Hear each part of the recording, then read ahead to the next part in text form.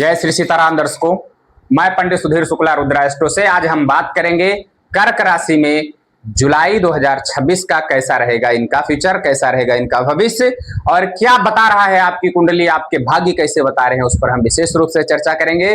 कौन से योग बन रहे हैं और किन विशेष 3 चीजों पर आपको ध्यान देकर चलना है जुलाई 2026 में। सर्वप्रथम हम बात करेंगे आपके कुंडली में कौन कौन से योग किस प्रकार से बन रहे हैं।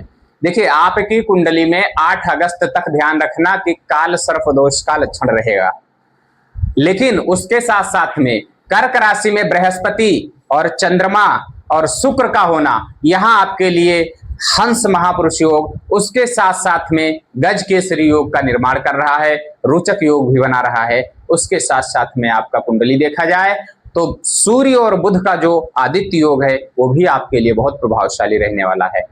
कुछ चीजों पर विशेष ध्यान देकर चलना पड़ेगा, उसको हम लास्ट में आपको जरूर बताएंगे किन चीजों पर ध्यान देना है आपको। सर्वप्रथम हम बात करेंगे इन ग्रहों से संबंधित क्या लाभ आपको मिलेगा। देखिए, आपकी कुंडली में सर्वप्रथम हम बात करेंगे करियर से संबंधित। आपके करियर में देखा जाए तो जो लगन भाव में आपका यहाँ पर गज केसरी योग बन रहा है, ये सबसे उत्तम आपको मार्गदर्शन देने वाला है। आप अपने घर से बाहर निकल करके कहीं कोई तैयारी कर रहे हैं या कोई कंपटीशन के लिए जा रहे हैं तो उसमें सफलता के आपके बहुत अच्छे योग बनते हुए दिखाई दे रहे हैं। पर आपको विशेष रूप से किन चीजों पर ध्यान देकर चलना है, अपने कंपटीशन या अपने व्यापार स्थान पर कोई सफलता प्राप्त हो, उसमें कोई व्यवधान ना पड़े, निर्विघ्न आप आगे बढ़ें, उसके लिए क्या ध्यान देना है। देखिए, आपकी कुंडली में इस समय जुलाई महीने में केतु का दूसरे भाव में होना, ये आपके लिए देखा जाए तो बहुत धैर्य पूर्वक कार्य करने का संकेत देता है।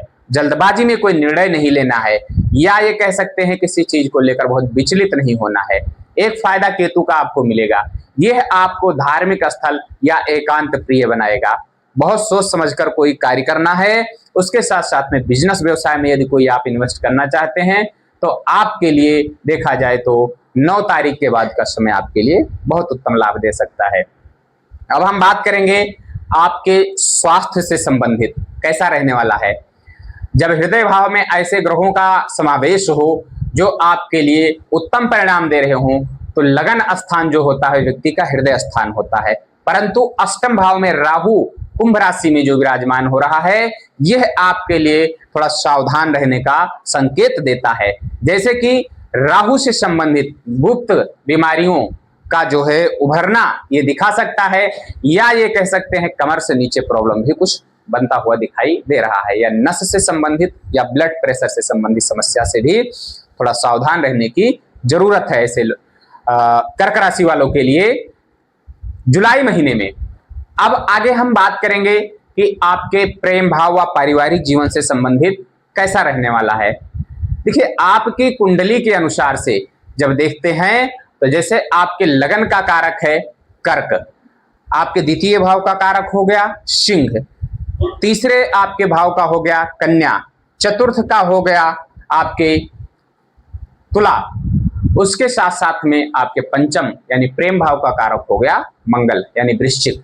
तो वृश्चिक का स्वामी मंगल होता है जो कि आपके कर्म भाव में रहने वाला है। तो आपके लिए देखा जाए प्रेम भाव में आपके कार्यस्थल पर आपको ऐसे स्नेह मिल सकते हैं, या कोई आपके जो है रिलेशन में कोई ऐसे व्यक्ति का एंट्री हो सकता है। लड़का है तो लड़की का, लड़की है तो लड़के का एंट्री भी हो सकता है यदि किसी ऐसे व्यक्तियों को आवश्यकता है जो रिलेशन में आना चाहते हैं। दूसरी बात क्या है, आप लोगों को अपने पारिवारिक जीवन पर विशेष रूप से ध्यान देकर चलना है, क्योंकि हम देख रहे हैं कि सप्तम भाव का कारक शनि रहेगा और शनि आपके आ रहा है भाग्य में, पर यहां पर हम देखते हैं कि शनि उदासीनता लाता है। तो इसलिए यदि पति पत्नी के बीच में कुछ मनमुटाव या सामंजस्य बन रहा है तो उस पर विशेष रूप से ध्यान देकर चलना है, उसको बातचीत के माध्यम से सुलझाने का प्रयत्न करना चाहिए। रही बात आपके आर्थिक स्थिति को लेकर के, तो देखिए आपकी कुंडली में हम देख पा रहे हैं धन भाव का कारक सूर्य बन रहा है जो द्वादश में भी है।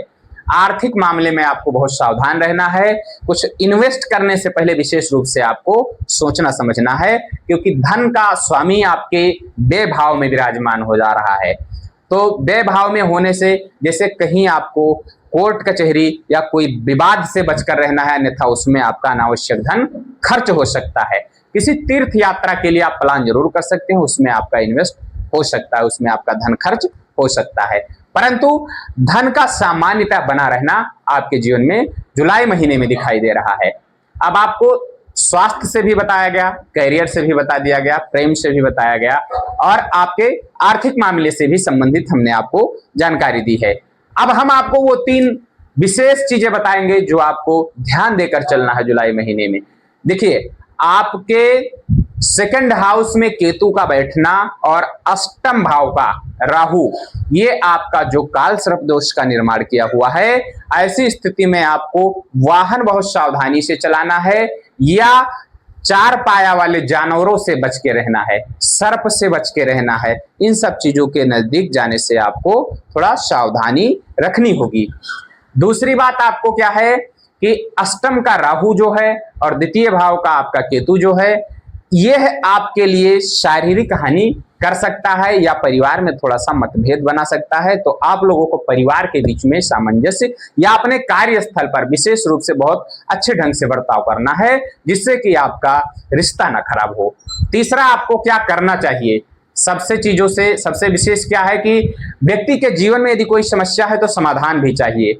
आपको भगवान शिव जी को कच्चा चावल अपने नाखून से छील करके 11 चावल प्रतिदिन चढ़ाना प्रारंभ कर देना है। जुलाई महीने में आपको अवश्य करना चाहिए। उसके साथ साथ में आपको आपके लगन का कारक चंद्रमा रहेगा, चंद्रमा आपके लगन में विराजमान भी है। उस सफेद चीज का दान आप किया करो और अगर हो सके तो भगवान शिव जी की आराधना प्रतिदिन जरूर करें। उसके साथ साथ में सफेद चीज का दान करें। आपकी कोई भी यदि समस्याएं बन रही होगी तो उसमें कहीं ना कहीं ये बहुत सहायक सिद्ध होंगे। आगे फिर हम आपसे दूसरे कार्यक्रम में मिलेंगे। तब तक के लिए अपना बहुत ख्याल रखें। दीजिए आज्ञा। जय श्री सीताराम।